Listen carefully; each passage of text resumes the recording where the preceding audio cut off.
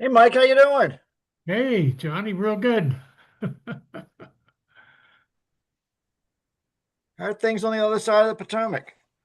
Well, a little warm today. Yes, yes. Looks like you have the chromite mine in the background. Actually, I think it's the Pike Hill mine in Vermont, or an Oh, wow. or Okay. a or a graphite mine up there. I can't remember which one now because everything up there is metamorphic and slanted. Yep. Hey Sylvia, are you there? I was in Boulder last week and I got evacuation warning when I was at my father-in-law's house at 4 in the morning. That was fun. What were you evacuating for, Barbara? The goat trail fire. Oh, wow. Um, Yeah. it was just a small fire, but yeah, I woke up at 4 in the morning going, I smell smoke.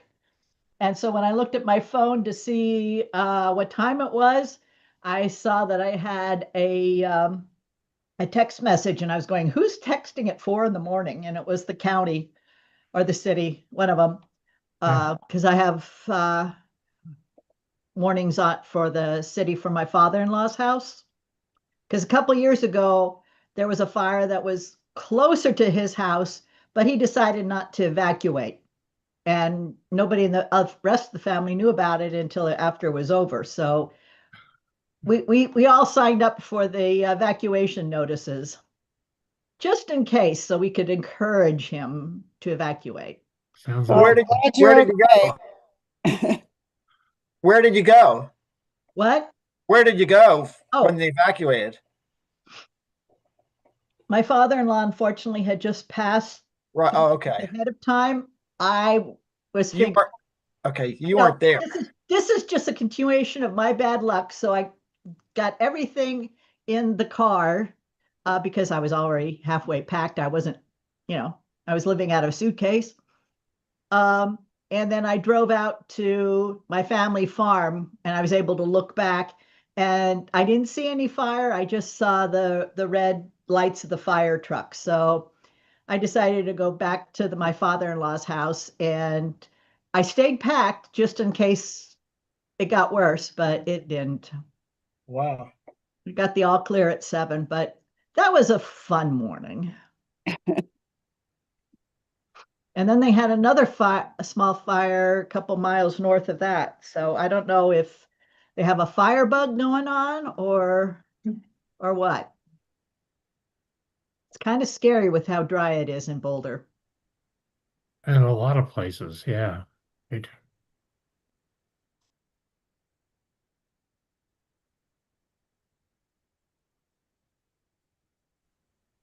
But this would have been a mountain or two over from where Sylvia lives.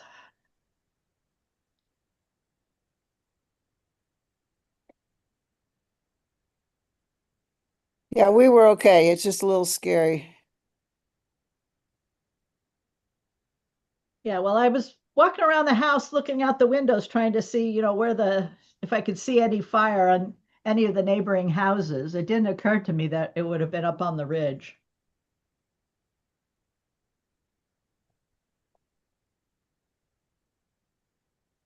And also, I found later um, the subreddit for Boulder had real-time information on that. So next time, if that happens, check there first because they have pretty good indication of what's going on. I hope our speaker shows up. He's on. He's muted. Oh, there he is. There we go. Okay. He's up on the upper right there. Okay. Okay. Yeah, Good. got it. Yeah. Hi. Okay. Give everybody another minute or so to come on.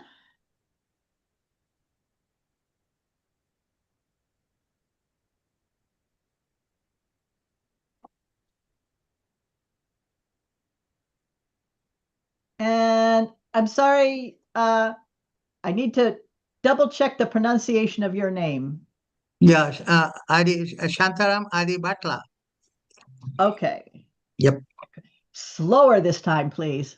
Okay. Santhram, Yep. Adibatla. Yeah. You got Okay. it? Okay. All right.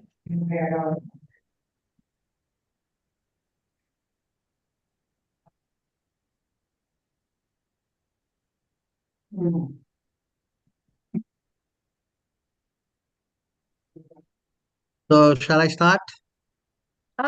Ye- Okay. Are we expecting some more participants? well, it would be nice. Okay. But yeah, we can. Okay, hold on just a second. Let me check something here. Okay. Okay. Yeah, I just need to remind people to mute if you are not presenting, Mhm. and then we can get on with the show. Oops. On with the show. I am sharing today. Mhm.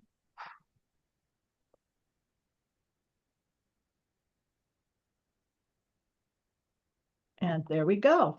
Okay. Yeah. Yeah. First of all, good evening to all the members of the MHA for attending my talk on footprints of ancient mining and smelting heritage in medieval India. So, a brief introduction about me.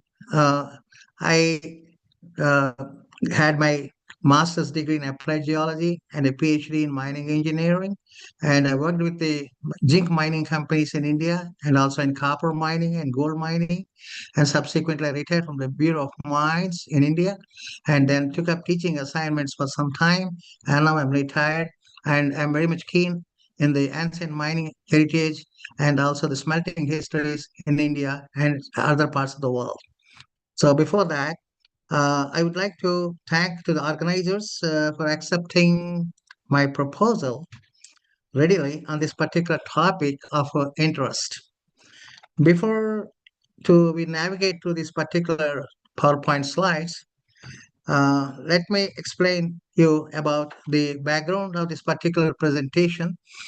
These are very important areas where we have ancient mining and smelting activity. And these mines now became one of the biggest underground mines in India. And the beginning is basically from the old workings, and subsequently they have grown up as very big underground mines. So in India, most of the old workings will give you a very good understanding about the exploration, the tools of exploration, and subsequently how to do mining at a greater depth. That's the concept behind it. So please, next slide, please. Could you please the next slide? Yeah, I was talking about in India, in the western part of India, what we call the state of Rajasthan, where you find a lot of polymetallic sulfide deposits, copper, lead, zinc, silver, and these are the major minerals what we mine from the underground and open pit mining operations. And here, the zinc mines we are talking about today is the oldest evidence of the zinc smelting dating back to 2,180 years. And you find a lot of ancient furnaces, retorts, and also a lot of gold, a lot of zinc which has been smelted in this particular area. And over 130,000 tons of residues are mined in this particular area in Jowar. And they suggest extraction of more than 1 million tons of zinc. Zinc smelting was among the most complex and pre-modern technologies applying scientific principles that anticipated the modern manufacturing. So you find that different regions developed various methods of zinc mining as well as smelting, and they're likely to influence the established distillation processes and the technologies.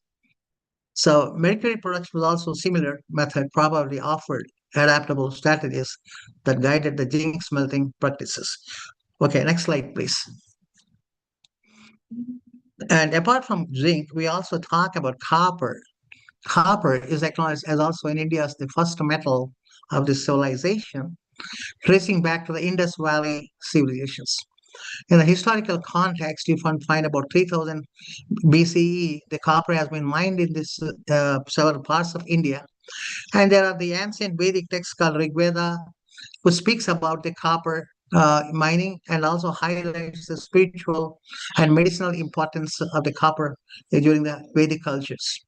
So among these, you find the Aravalli ranges in the western Rajasthan is a host of many, many minerals, mostly the sulfide minerals, where you find copper, lead, zinc, and also to some extent silver as an associate mineral. So the basic, based upon the world workings nowadays, the modern mining companies have started mining. The biggest copper complex mine is located in Khitri in western Rajasthan, which is about 80 kilometers region and remaining essential for the source of the copper. And at present are having huge copper smelting operations in this particular area. Similarly, we have in the eastern part of India, the Singhbhum copper belt, and these have contain numerous historical mining sites. And at present, copper mining is being carried out by a public-owned mining company called Hindustan Copper. Next slide, please. So zinc, as we know, is a very fascinating metal known for its silvery white hue and often described as the pseudo silver or imitation silver. More importantly, when alloyed with copper, it produces brass, a durable and a golden tone alloy that has been tuned to human beings for the millennia. Zinc's medicinal qualities are documented in ancient Indian literature, including the famous Charaka Samhita, that is about 900 to 600 BCE, and also that called Sushruta Simha. This is another Vedic text which is around circa 600 BCE. Further, the Ardhasastra, that is science of economics, by Kautilya, is also addresses about 3rd century BCE and the zinc and offers insight into the ore exploration in this particular area. So therefore, the discovery of the zinc in ancient coins was established. Dates further offsets also the extensive use of this historical times. Next one. You can see here the map of India. Mostly we are talking about Rajasthan, which is in the western part of India, where you find a lot of zinc, copper, lead, and silver mines located. There's a lot of cluster of mines located in this particular area. So this signifies that most of the Western Rajasthan contains a lot of sulfide deposits where at present the modern mines and smelters are located in the parts of Western Rajasthan close to Udaipur in Rajasthan. Next slide, please. Here you can see the ancient zinc retort furnaces in one of the mines located in Rajasthan. The name of the mine is called Jawarmala mine, which is being owned at present by Vedanta Resources. Earlier it was Hindustan Zinc Limited. Now it is a private operated company called Vedanta Resources. Where they have been mining zinc and lead in this particular area by using the modern method of mining and smelting practices. So here typically you can see some of the important furnaces which have been located in this particular area, and the furnaces looks like something like similar shape what have been shown in this particular presentation. And down below you can find the furnaces which has been aligned in a grate where the smelting has been taken place by using the conventional distillation process on those days. Next one. So this is a small, this is representing the American Society of Metals. They have given the what we call a placard representing one of the oldest zinc smelting areas in this particular place. And then the American Society of Metals recognized this as one of the important landmarks of this ancient mining smelting history. And the site preserves zinc retorts, distillation furnaces, and associated operational remains and the village artifacts, temples, ruins demonstrate that the success of this metallurgical technology. The operations were initial sources of zinc used for the brass instrument and production of the Europe, which paved the way for the Industrial Revolution. So this is a very important recognition. Before the American Society of Metals have recognized this, the British Museum London has carried out extensive research in this particular area to find out the what we call the archaeometallurgy and also what are the remains available at the retorts to study them back in England with Association of the Hindustan Zinc Limited. So a lot of research has been done in this particular area to understand what is the process of zinc mining and smelting during the medieval times. Next slide, please. Yeah, this is the placard of the American Society of Metals International for this particular area, which was given during the year 1980. Next slide, please. So I wanted to give you just a glimpse about the ancient mining and smelting practices. As you know, India boasts the high heritage of ancient mining and smelting, although the exact origins of mining and metallurgy in India are very much unclear. But these technologies were highly advanced during the Indus Valley civilization, and mining and smelting activities were prevalent in those particular areas. Numerous ancient mining sites along with the debris, large-scale heaps, slags, and also clay retorts and remnants of temples and settlements have been discovered throughout the country in areas known today as major mining centers. This is not only with the zinc or lead or copper, gold mines also in India have a lot of mining heritage and history, uh, and they have been mined much earlier before the advent of the new mining companies have come down for mining gold, just as the John Taylor and Company from UK. So notable sites include Khatri is a very big copper complex. Musawan is another copper mining complex. Jawar is another lead and zinc. Rajpur is about lead and zinc. Agucha lead and zinc. Singbum copper. Malachkan copper and Kolar gold fields. So these are all the as on today these are the major mining centers in India which have been mining gold, copper, and as well as silver and zinc. Next slide. Mining was recognized as a significant source for the state revenue on those days as early as in the Mahabharata period, that is 1000 BC. And most of the Chanakya's Arthashastra, that's called the science of the economics, mining economics, we use the word, discusses the mining and smelting of various materials, including gold, copper, and tin, iron, and jewels and salt. And the references are also present in the metallic areas in the mountains, describing them as the important centers of indicating the ores occurring in the lenticular formations. There are certain references available in the Vedic text where to find the minerals based upon certain primitive exploration methods.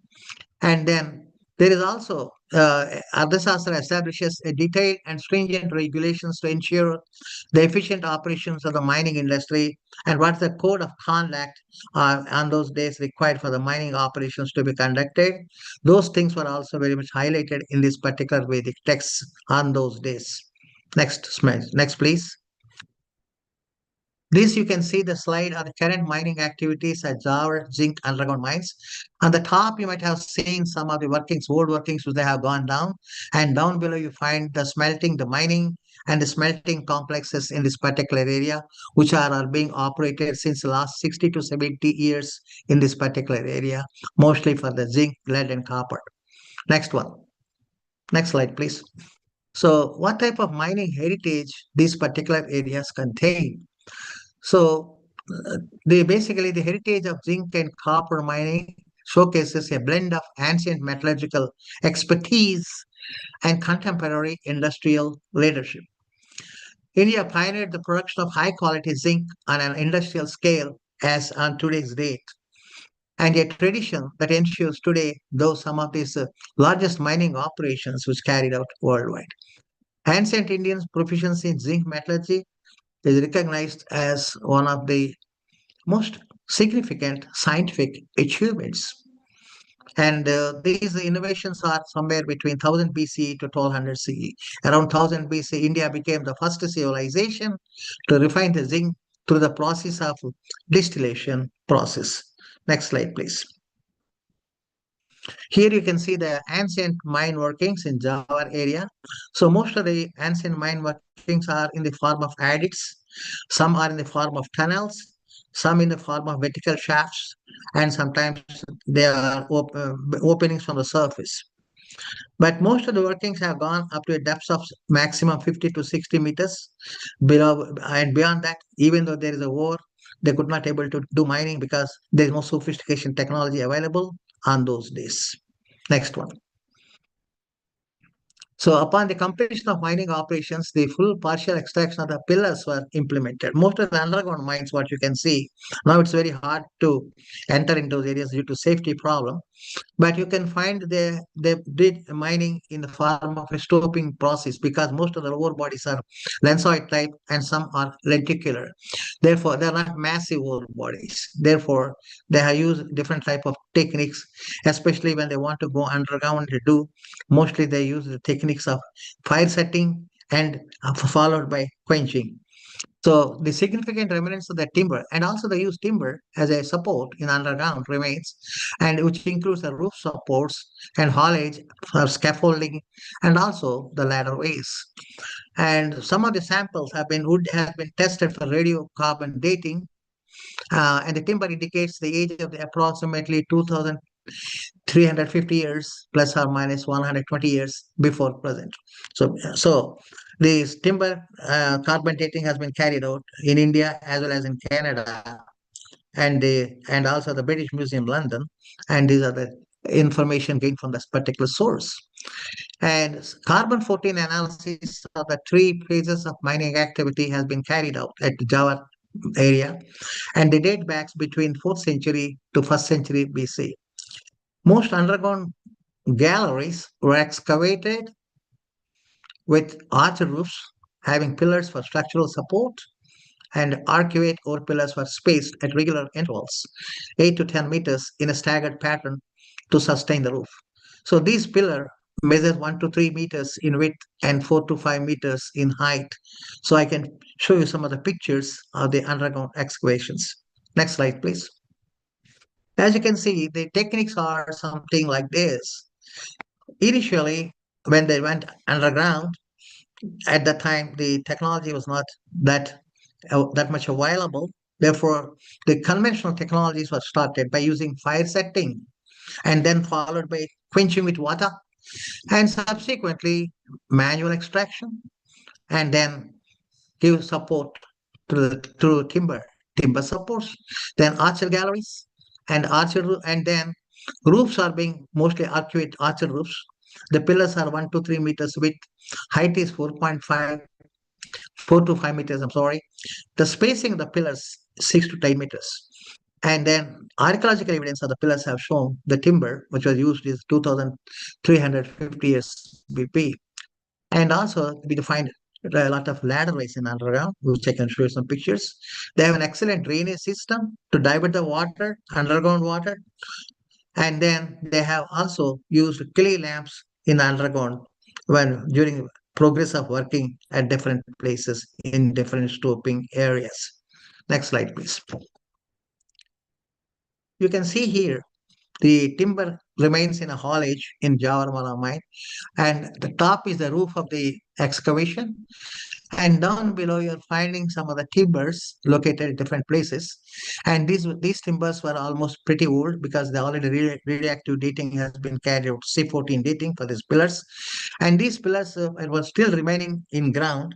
So in these underground excavations, you find a lot of what we call oxidation, followed by acid leaching of the ore. Some of the acid leaching has also taken place, which has caused some amount of acid mine drainage. Being a sulfide deposit, this type of things were occurring in underground. And of course, at present, this area is not accessible.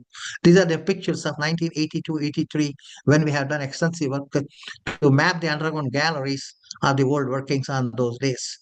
Next one, please. Here you can see a beautiful arcuate picture you find here. You can see here, this is a pillar. Here, like this, like this. And this is the arch shape they have given. This is the roof, this is the roof.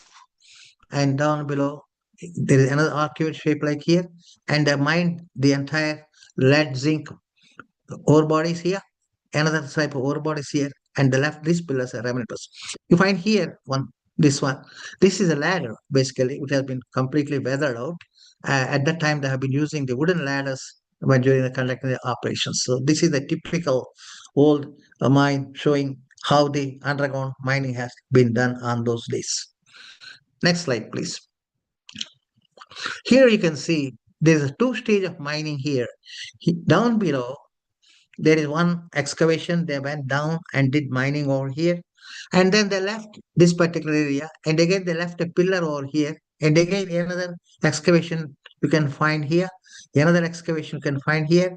And then furthermore, one more excavation here. You can see a gallery of excavations they have done by conventional method. And here you can find the whole area that they have given support with the help of a broken rock which has been just given in the form of support so that they can climb up and go into these particular areas. So this is a very interesting picture way back in 1982-83 when we did the exploration work for underground mines. So we have taken these particular pictures on those days. I hope the pictures will be very interesting for you. Next one. You can see here the timber supports in the old workings. These are all the supports. When we have opened up the whole area, you find the timber. This is the horizontal, this is the vertical timber supports. And furthermore, on the top, they have mined out the whole area. And these particular supports remain as it is. So this is the typical picture showing how the supports work has been done on those days by the ancient miners. So which we learned something similar to the present practicing of timber supports in underground mines. Yeah. Next one, please. This is a typical, underground mine drainage. They are using this type of wooden structures, and these are the wooden structures for which diverting the water from the underground. And this is the way the structures look like in that particular place. Yeah. Next one. This is actually the ladder. You can see here. That one, the earlier picture also I've shown you some ladders. So this is the ladders they look like. So here, this is the ladder, wooden ladder, and these are rungs of the ladder. You can see here, and they used to use these particular ladders to go from one level to another level, and then to extract the ore from that one. And mostly the ore is extracted from the upper levels to lower levels. They have some chutes also in between, and through that also they used to bring down the ore to the lower surfaces. And sometimes when they're using ladders also, they used to deploy the people and to get the material back to the lower levels. Next one. These are very few of these lamps we found in the underground. These are the clay lamps. Actually, they are using clay lamps in the underground because there is no ventilation, proper ventilation or lighting available. So they are putting these lamps at different places where the work is being carried out. So we discovered about 25 to 30 clay lamps of this particular type in underground.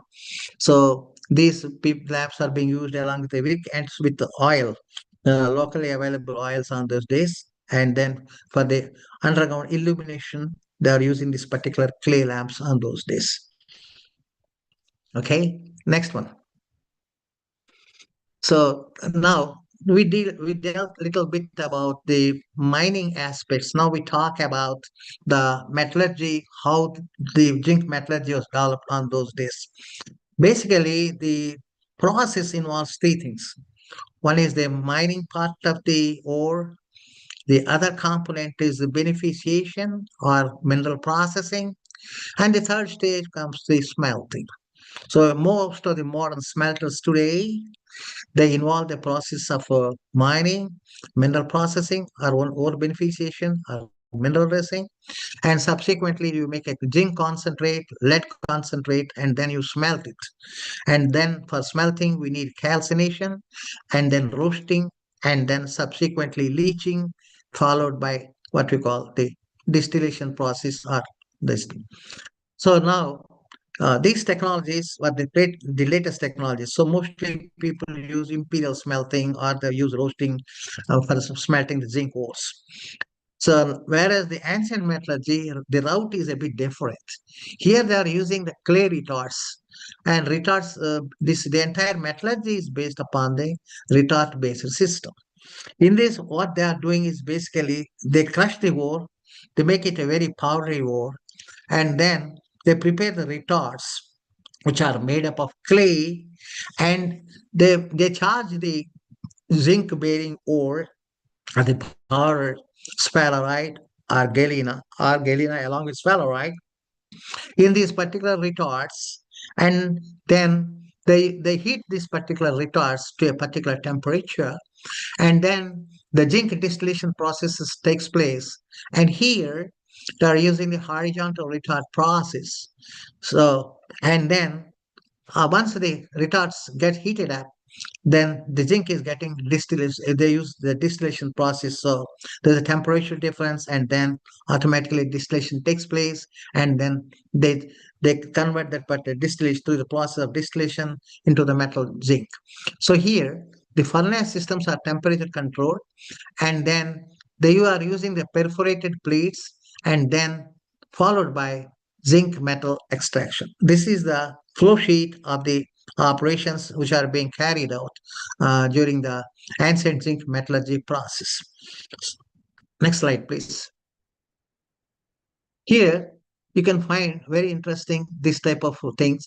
Actually, they were taking the zinc bearing ore, putting that particular ore in this particular holes, and here they are actually the crushing and the ore and grinding it into make into powder. So this type of holes are very common in this particular area. There are several type of holes available like this, where actually uh, putting the entire ore and making into a small, fine, tiny powdery fractions by using mortars and pestles in this particular type of operation. Here they are using mortars, something like mortars. Next one.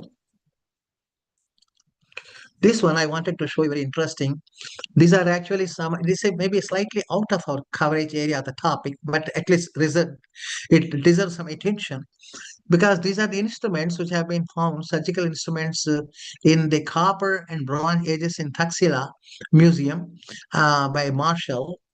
These are the collections by at that time, erstwhile, the Archaeological Survey of India. And these are all located now in Pakistan. There's a big museum there in Taxila, where the Archaeological Survey of Pakistan now, and you find all these surgical instruments. So here they used mostly zinc and copper alloys for the manufacture of these particular surgical instruments, which shows that the zinc smelting was quite, the alloy making were also very, very common on those days. And this particular civilization in Mohenjo-daro and Indus Valley, they use these surgical instruments as evidence from these findings. And these particular instruments are also available in the museums in Pakistan at present, which shows that there is a good amount of alloy and brass making culture at the time. So, in other words, the metallurgy of zinc and brass and also the alloys are very common at that particular point of time. So, this is an example to show how the surgical instruments are being manufactured by using different type of alloys on those days. And these were available at Taxila Museum. And these are the collections by Marshall and the archaeological findings of Taxila. Next one. You can find here, this is a very important picture. You can have, this is the Aravali Hills, where at present underground mining is being carried out. And these are the ancient village of Java. And in this particular village, all the used retorts they put in the form of walls. So the entire village, you find many, many walls of the broken retorts. They have been put in this, they have been staggered at different places. So you can imagine from this type of the number of retorts that are available in this area, it shows that there is an extensive zinc metallurgical activity carried out in this particular area, or else you cannot find thousands and thousands of retorts which are formed in the form of walls in these villages. So as on today's date also, you will find these retorts available there, and this become one of the archaeological sites and for the archaeometallurgy. Next one, please. Yeah, these are also the 15th century ruined temples in this particular area, which is of historical significance. So there was a civilization which has been doing mining and smelting activity, and the temples are also still, they have some inscriptions written in Sanskrit language about the mining and smelting activity in this particular area on those days. In most of the activities were confined to 13th century, 15th century, where the lot of activity, including preparation of coinage, and then to some extent they have been preparing the alloys of different lead and zinc. These things were also available. So this is these are the ruined temples of that particular area. Next slide. You can see here again, lot of retort walls. These are all the retards you can find. These are all used retards. They already extracted zinc and lead from the retards, and then all these retards have been put in the form of walls. You can see here a row of retards here like this. So they are all the remnants of the ancient mining heritage and mining as well as smelting heritage in this particular area. And now these are all kept as important archaeological sites. Yeah, next slide, please. Here I can show you very important thing. So this is actually this is the plate where they are using a great murder maybe. You can see the retards here. These are the jewels of the retards, and have been put like this. And the entire lead and zinc metal, sorry, the material, the ore has been put in these retards in this, like this. And then this down below, they are having the chambers from which it is being heated up, and it has been encapsulated with this type of structure. And down below, after the distillation takes place, zinc used to come down from the 2s down below. So here, this is the cross section, and you can see the plan here. So this is the grate, the plate, and the retards are located in these places like this, in rows and columns. And then this is the horizontal section through this particular section, or this particular thing, which shows you very clearly that how the arrangement has been scientifically done in this place. So this is the way the things look like. Next one. So yeah, whatever I have shown you the gate, this is actually the placement where the retards are placed like this. So they were upside down, down like this, down like, and small retards will go down below like this. And this type of furnaces were found on the hilltops of this Aravalli hill ranges, where the British Museum uh, scientists came down and they discovered some of the areas where they felt the retards could be possibly hidden in these places. We could able to excavate those places, and from that, these retards and this place were discovered in those places. And these are all made up of a special type of clay to withstand that high temperatures. So the clays are not from that place, maybe somewhere else. In that area, there are no any good quality clays available. Maybe from somewhere they might have been bringing the clay and making the retards. Next one, please. Yeah, you can see here. This is the way the retards look like. So this particular type of clay which should withstand at least 2000 degrees of temperature, because this you see, this is the chewis from which the distillation takes place like below, and from there the zinc gets from this particular small opening. The distillated zinc comes down in the form of a metal. So this is the way the retards look like in a close-up view. So these type of retards are very commonly found in this particular area as on today's date. So these particular clay retards are utilized for the smelting purpose. Next slide, please. Yeah, you can see here, very beautiful picture. This is what I have shown you, that one. And these are the retards which have been excavated on the top of the mountains. So this is the way the plates look like, and these are the retards, how they look like. So they have thousands and thousands of retards at different places where you can see the smelting activity was quite large in terms of the tonnage of zinc that have been mined, and also they did metal mining, converting into zinc also. These type of structures are very commonly available in that particular place. Next slide, please. So this is the last slide, I believe. You can see here the temperatures, how the temperatures are varying in these particular retards have been shown here. So one thing of lot of interest is that 80% of the zinc has been extracted from these retards, and whatever is left in those retards, they have been analyzed, and they found the zinc values are extremely low, as well as lead also is very low. Maybe 1%, 2% of zinc and lead we are getting. So which shows that the process of retards and also the smelting activity carried out, it has been, the productivity is very high in terms of this particular process which has been invented. And this is a typical artist diagram by Professor John Craddock and his wife Brenda. They have drawn this one.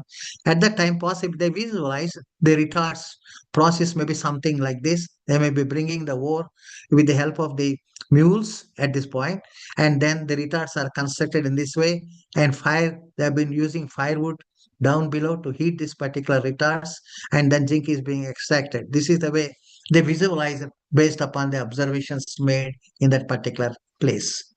So this is the way the lead zinc mining activity has taken place in this particular area. This is a very important area, Jawar mines, and also there are several places in Rajasthan where similar process of retards are available in different mining sites in Rajasthan in the western part of India. So now I'll be very happy to answer your questions. And thank you so much.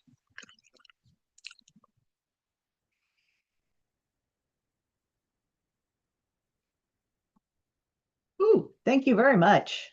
Yeah. Good to have an international input. And I like the pillars that they look so nice and architectural. Yeah.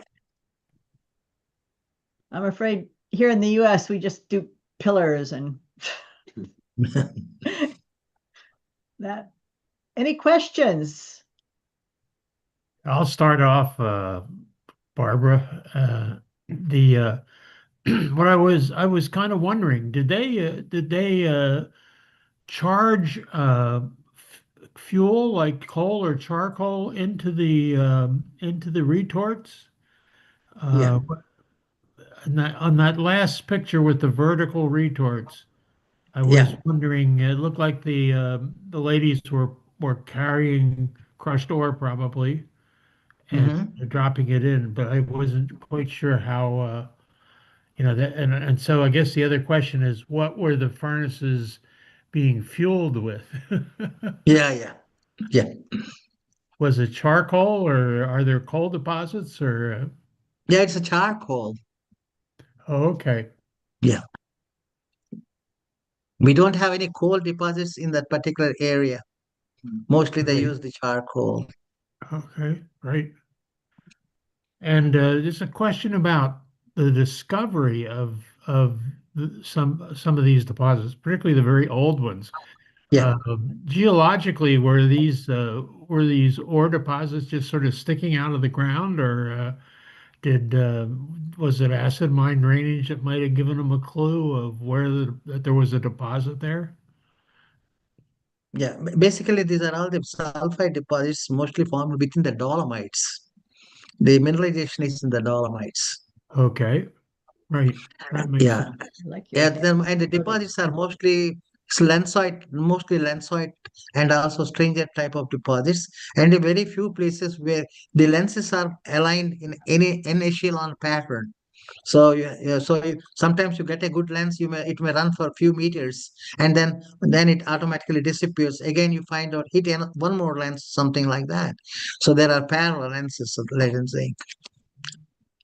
Right, right. Mostly Yes, mineralization is in the dolomites. so I asked my questions in the chat, but did they have tin in ancient India and make bronze anywhere, or were they like just the first ones to make brass? Yeah, mostly it is brass. We have mostly brass alloy is being manufactured along with zinc and copper. And Right. tin we are having very few deposits, not much. Right. That's fascinating. What kind of oil did they use in those clay lamps in the mines? What kind of oil? Sesame oil. Sesame. Wow. Yeah. And Yeah. then I know they use mules to take the ore to the smelter, but how did they get the ores out of the mines? I know they had ladders, but what archaeological evidence was there for transportation? Transportation is mostly with the help of manual loading and unloading only. There is no, they cannot take mules in underground, and it's where only at few places mules are available. So mostly they use manual labor.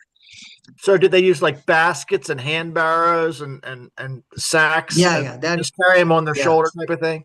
Okay. yes, yes, yeah. And then my last question is, are there flues or stacks or stonework that to carry the gases off from the smelter to make it Mhm. burn better? And is there old zinc oxide or lead dusts in those areas that they are able to find?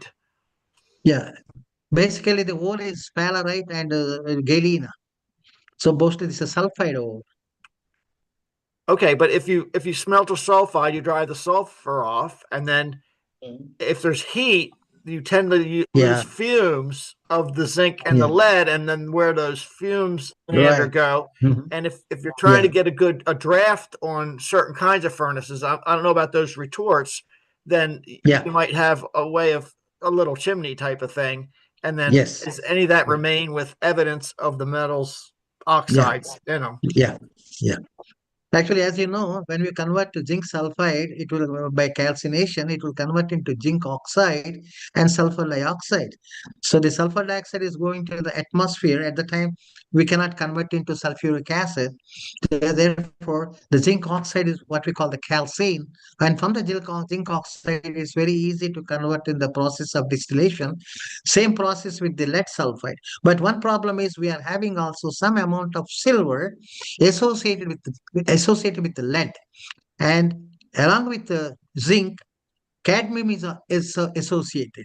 So now the present technology, we could able to recover cadmium as well as silver as secondary or accessory minerals or materials. And on those days, their focus is basically on zinc metallurgy and well, to some extent lead, but they are not worked on much on silver. Yeah. Thank you. Excellent Yeah. presentation. I mean, the early zinc, I don't know that I've ever heard of early zinc mining anywhere. Oh yeah. Yeah. Oh yes. Thank you Very, so much. very, very And I'm interesting. Particularly those vertical retorts are very interesting, I think. Mhm. So I was wondering how they would contain the the metal once they got the temperature up and could liberate it from the ore. Yeah. From the ore, actually, what they're doing is basically doing the primary crushing and secondary crushing only.